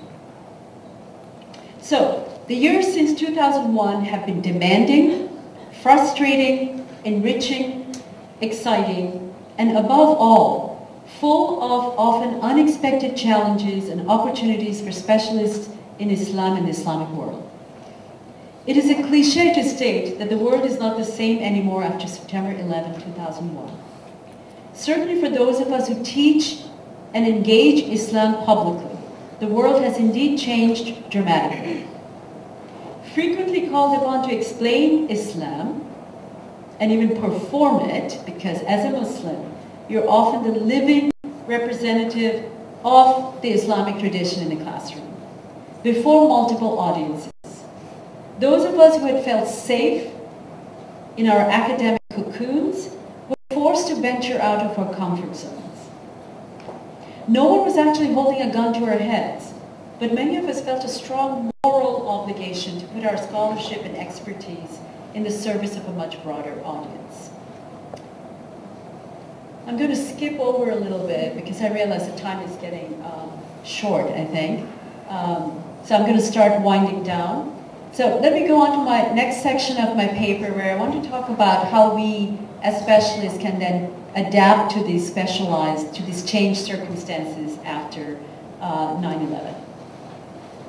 So, challenges in the post-September 11 American classroom. How do we deal with that?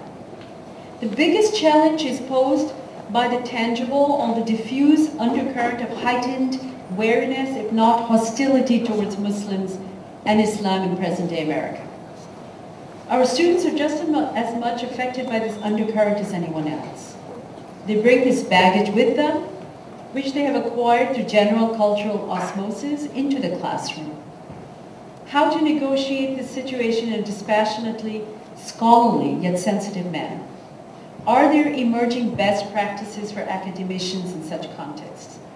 Above all, the answer is that we should continue to do what we do best and do more of it. Teach, write, and speak on relevant matters. There is nothing like the repetition of historical facts and their responsible and non-prejudicial interpretations to dispel some of the more basic myths and half-truths about Islam and Muslims. For example, in my religion and civilization courses, I emphasize the strong links from the medieval to the modern period between the Islamic and Christian European civilizations. The extent to which pre-modern Western learning is derived from Muslim sources is a point that needs to be made over and over again to show how these two civilizations are interconnected. A better understanding of these historical links is a must. To help establish these links, there are a number of good scholarly works available in the market. I mean, again, these are in English language, but I'm hoping some of these works will become available in other languages as well. One of my favorites is The Case for Islamo-Christian Civilization by Richard Bullitt. He is a historian at Columbia University, and it is a book that is the product of a long career of scholarly reflection and research. Is this book known to some of you? Richard Bullitt's The Case for Islamo-Christian Civilization? Not yet? I'm hoping that one day it will be translated into Turkish and other languages in the Middle East. Basically what the book does, it offers us a sketch of how much of the history of the Muslim and Christian worlds have been intertwined, connected like this, in the pre-modern period, and how they proceeded in lockstep with one another, and matters relating to scholarly interests and products, development of institutions such as universities, libraries, and public endowments, and in cultural tastes and practices. The desire to write in a more accessible manner for a larger general audience also led to the publication of my recent book, The First Muslims' History and Memory, which you were very gracious to recognize. And in this book, I try to discuss competing interpretations of the early Islamic period by hardline Islamists and Muslim modernists today, to show that there are many different ways of engaging and interpreting the Islamic tradition, and that the Muslim tradition has always been internally diverse and pluralistic. To all this, I would add that one should try to put as much of a human face on Islam as possible. If you are a Muslim educator yourself, whether you like it or not, and this would be true for someone like me, you're part of the package of information that the students absorb about Islam. Your comportment, your behavior, your demeanor speak volumes to students. You can have a speaker series throughout the year to bring in interesting lecturers who can talk about different topics related to Islamic studies. Visits to a local mosque can also work wonders. I would often take my students to the local mosque in South Bend in Indiana. We had a thriving Muslim community there, and our students could meet with the representatives of the mosque there. And these personal contacts are truly valuable in helping to dispel the unfortunate impression conveyed in part by the Western media that all Islamic centers in the U.S. are hotbeds of violent conspiracies. When you meet gentle, bearded men, for example, or soft-spoken women and well-spoken women in headscarves, it immediately challenges, such encounters immediately challenge stereotypes about Muslims. For educators, the most immediate visible indication of a changed academic landscape after September 11 was to be found in our classrooms. The current situation certainly provides rich opportunities to educate American students at various university campuses about Islam and Muslims. Rising enrollments in Islamic studies classes prove that there is a genuine hunger for reliable information about Islam. Courses in Arabic language on Islam in the Middle East are oversubscribed at many universities, private and public. This has become a nationwide trend, a trend one imagines that will endure for the foreseeable future. Those of us who are in the field of Islamic studies realize that our field has become quite transformed after September 11, especially in the way that it has become politicized. Many of us are quite aware that often what we publish and lecture about publicly comes under intensive scrutiny by certain watchdog groups, for example. For example, if this talk were to be posted online, there's certain organizations in the US who will look at the content of these lectures, and sometimes they will come after you if they disagree with what you said. It can be a very tricky, it can be a very unnerving situation sometimes. And these groups have attempted to create a climate of fear and intimidation in the academy in an attempt to discourage critical research on important matters. Such an environment should only stiffen the resolve of specialists in Islam to continue doing what we do even more effectively by finding more outlets to disseminate our work and our ideas. For what we have to offer is valuable and meaningful both inside and outside of academia.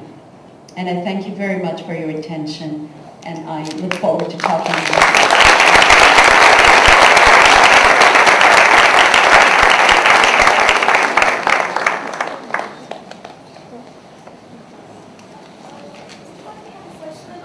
That's what I thought. I'd be happy to take a few questions, comments. Soru cevap yapabiliriz eğer isterseniz. Soruları olan varsa yöneltebilir. Tercüme de edebiliriz.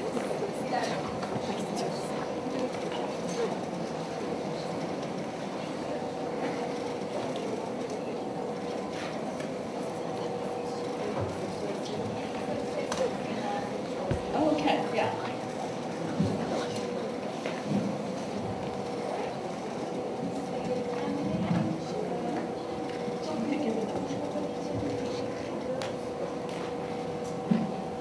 Asma Afsaruddin'e bu çok kıymetli konuşmaları için teşekkür ediyoruz. Ben sözü uzatmak istemiyorum, direkt soruma geçeceğim. Dün işittiğimiz kadarıyla kendileri aynı zamanda cihat konusunda yeni bir eser hazırlığına girişmişler. Bu özellikle Amerika'da son derece kritik olduğunu bir kez daha sizin ağzınızdan duyduğumuz konuya nasıl yaklaşacaklar? Kendilerini cesaretinden ötürü tebrik ediyoruz. Teşekkürler.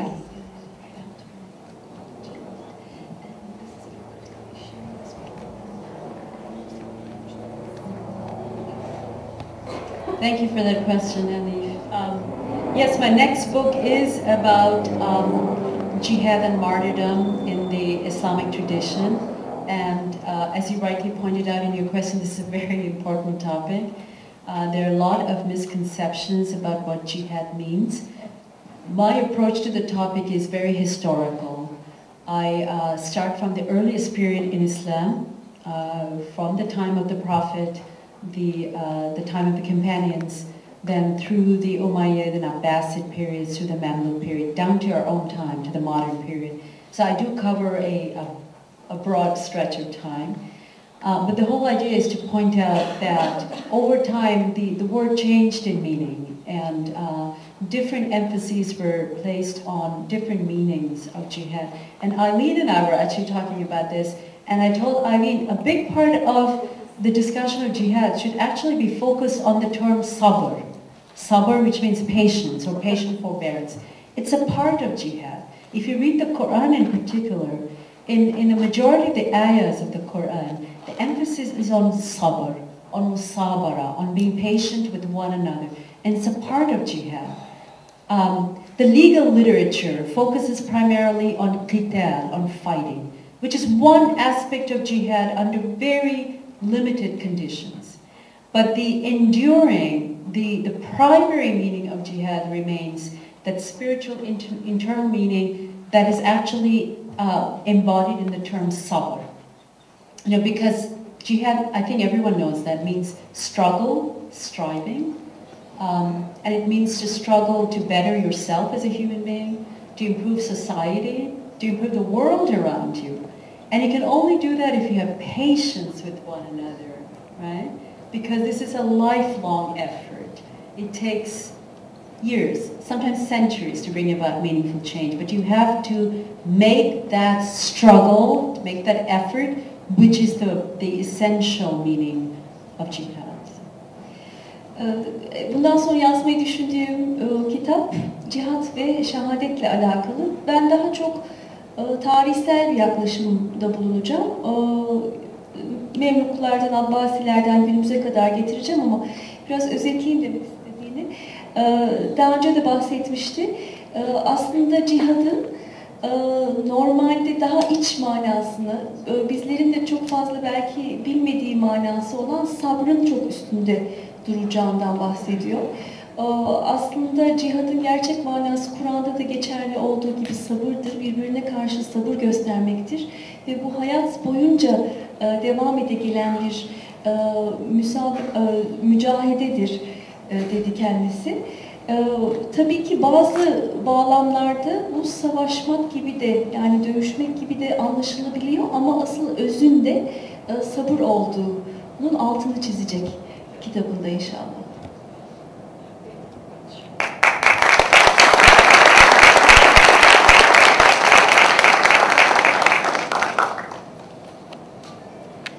Soru sormak isteyen var mı acaba?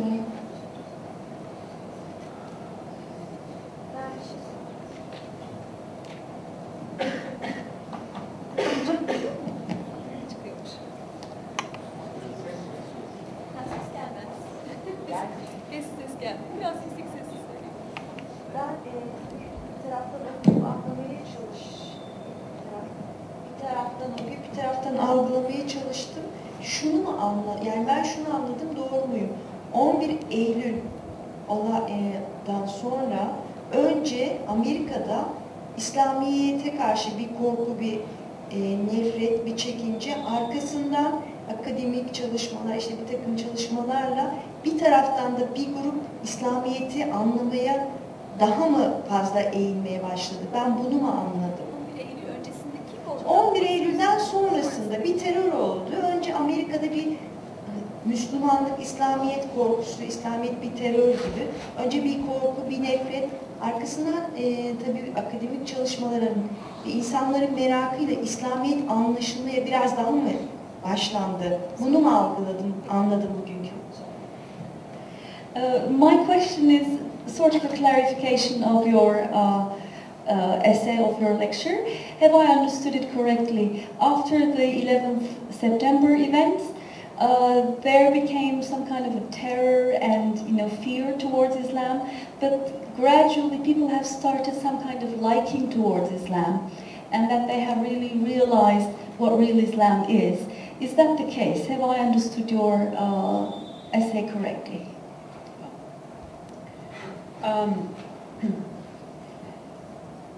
I think I was trying to stress in my essay that there is now a hunger for learning facts about Islam.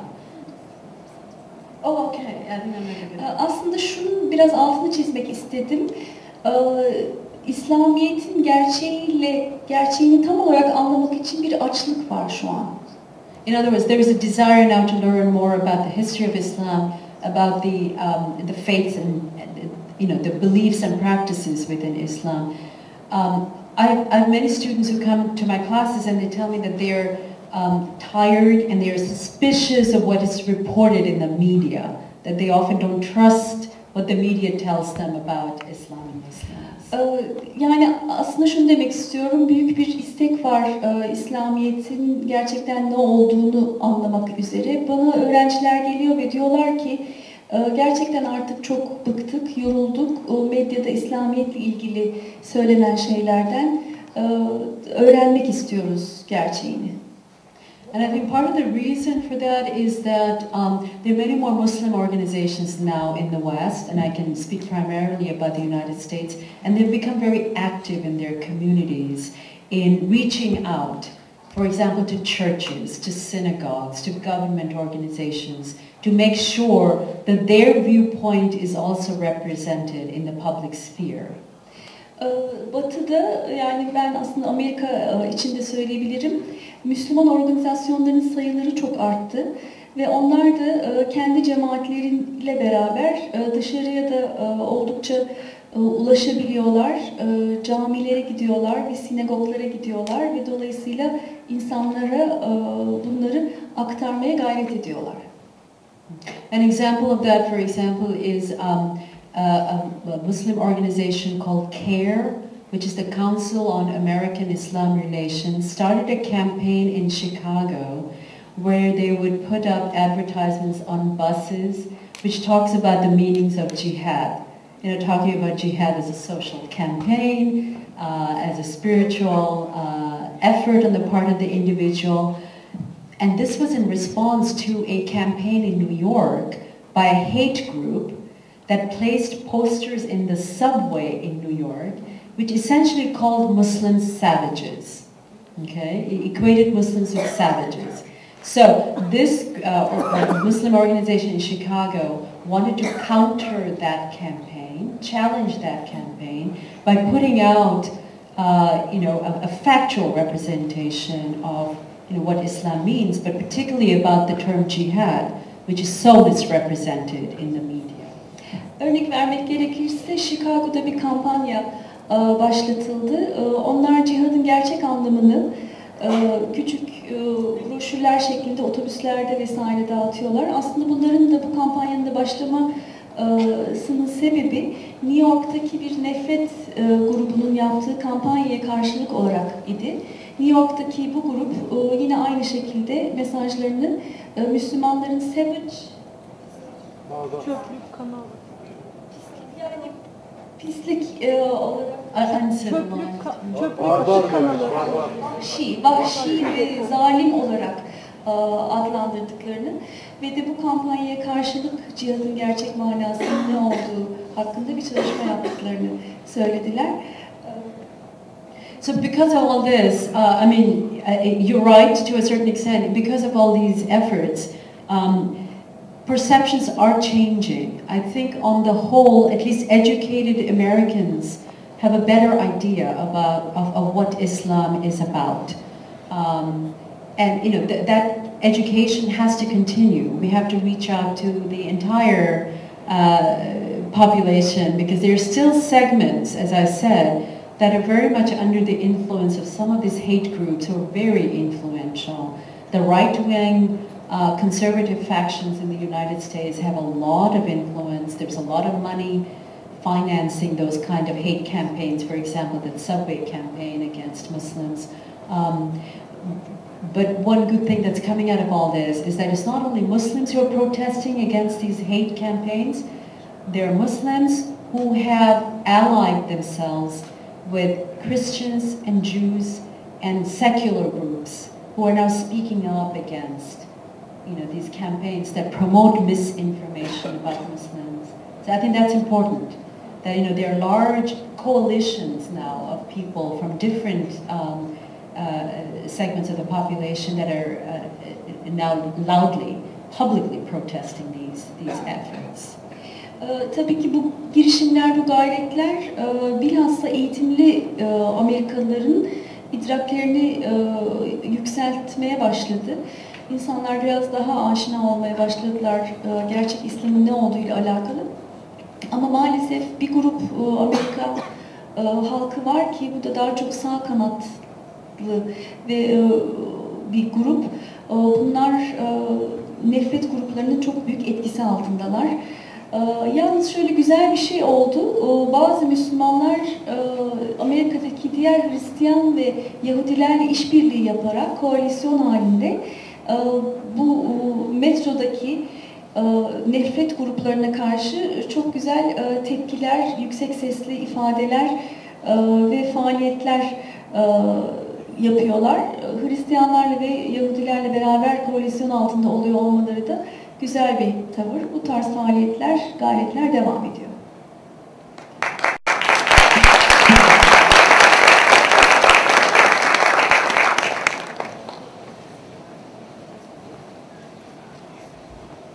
Belki de ama bence en önemli, çok teşekkür ediyoruz. Çok güzel bir sunum, çok büyük bir çaba.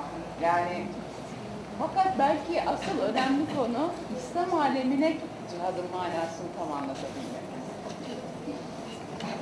Yani bunu Afrika'da, Afganistan'daki insanlara cihadın manasını anlatabilmek. Bravo. Evet.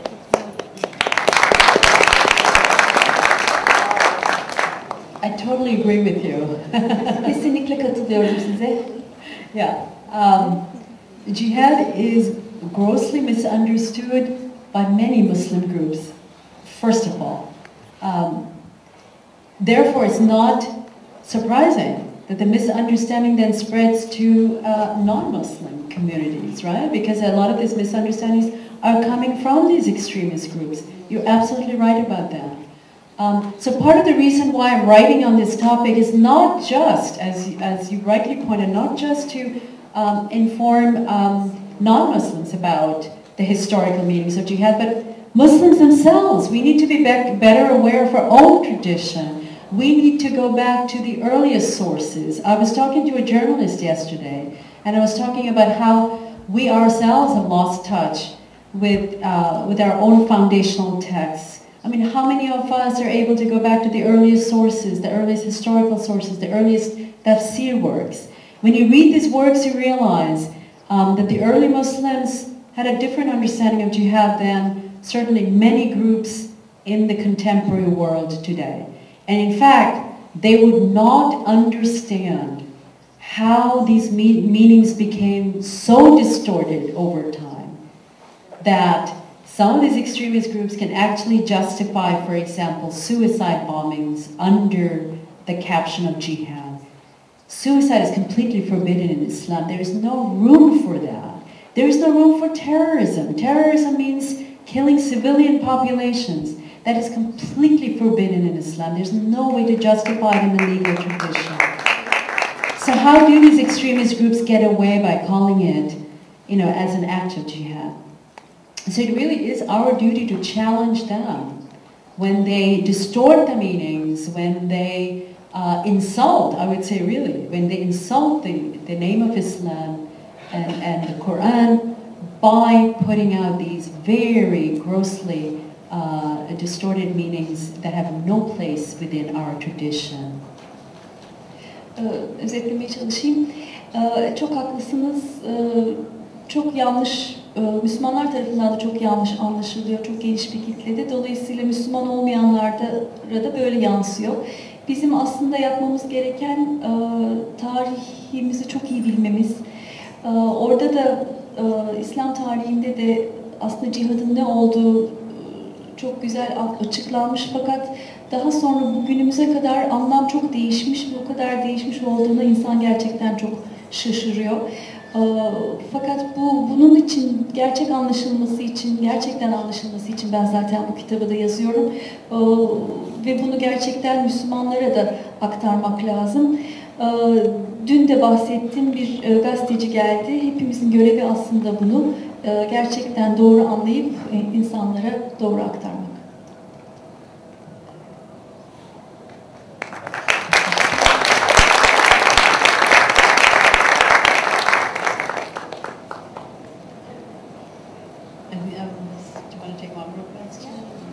Bir tane daha istiyorlar. Buyurun. Hoş geldiniz ve teşekkür ederiz diyorum. Hoş bulduk. Well, I can speak in English, but I prefer Turkish. Okay. Okay. Cihattan bahsediyoruz. Bunun işte çeşitli anlamlarından bahsediyoruz.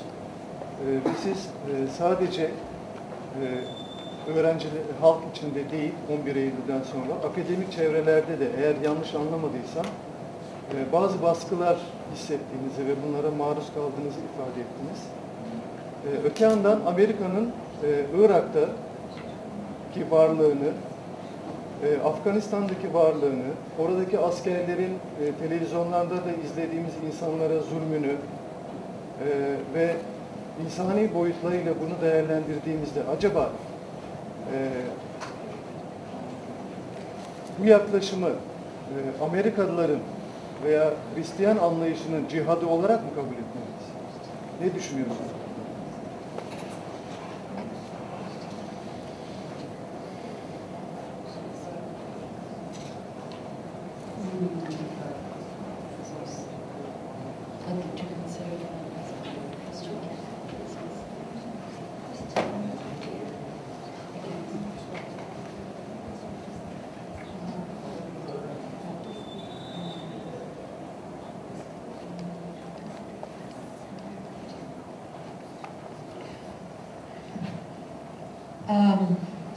No. Sorry if it's to sound a bit political, but No. It's a very interesting question. I don't understand why we are always in the defensive position to be able to communicate to the Christians that we are not terrorists or something like that.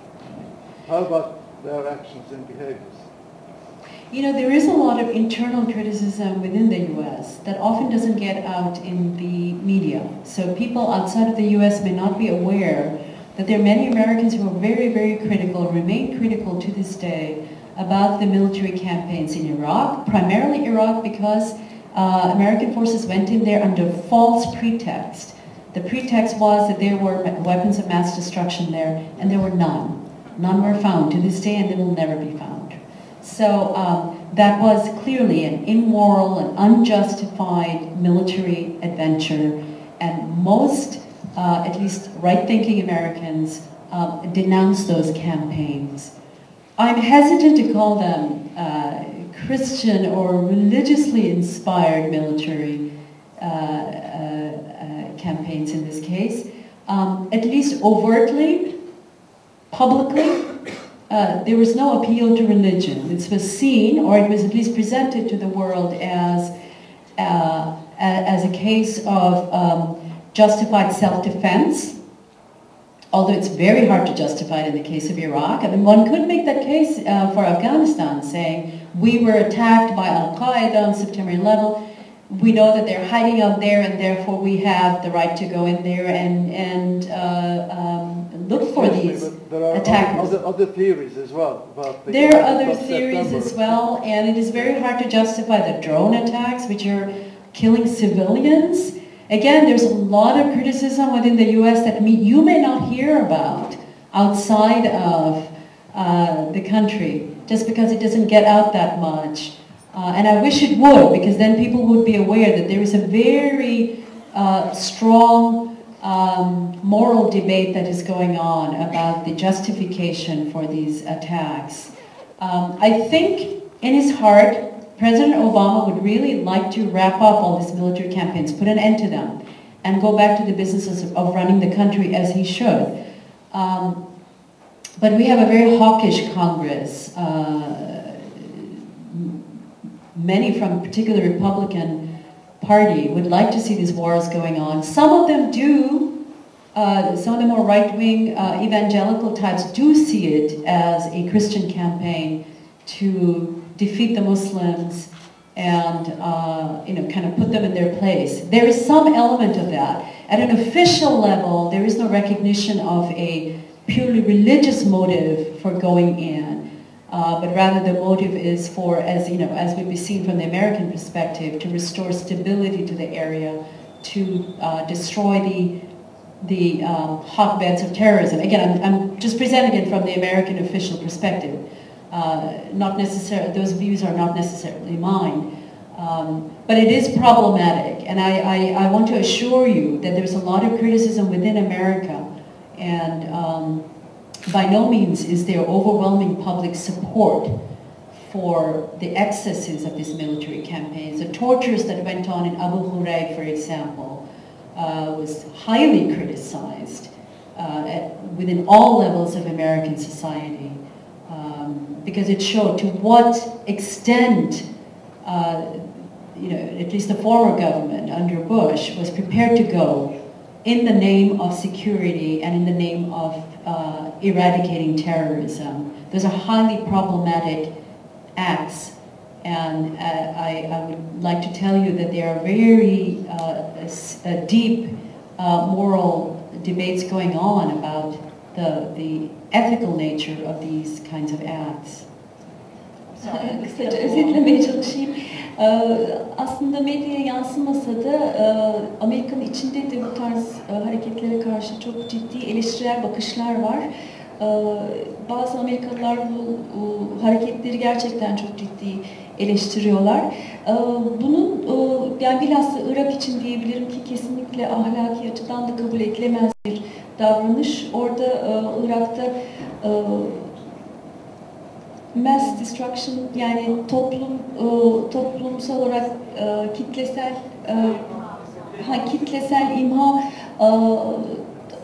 silahları olduğu söylenmişti, fakat kesinlikle bulunmadı. Yani bunun haklı çıkartılacak hiçbir tarafı yok.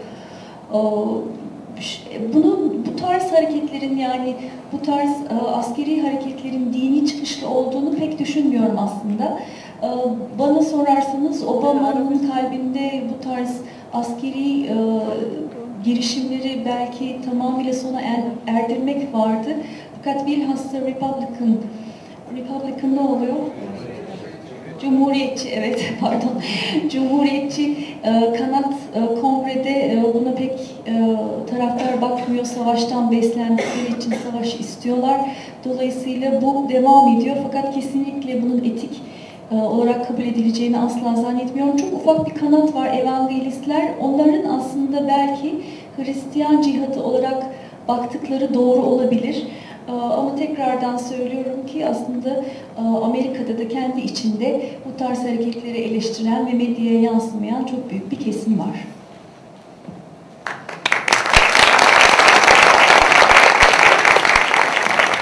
Thank you very much for all your presence and for sharing your information with us. Thank you so much. Teşekkür ederim. Thank you for coming.